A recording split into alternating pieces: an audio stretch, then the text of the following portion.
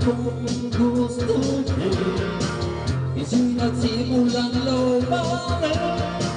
Kaya ngayon ang hirap tanggalin. Nabilin-bilinan ng lola, huwag kang uminom ng seresa. Ito hindi inumin pang bata, mag-drinks ka na lang muna. Pero ngayon ako'y matanda na, lola mahingi ng pagtuma. Ayan na nga, tumataas na. Sana all.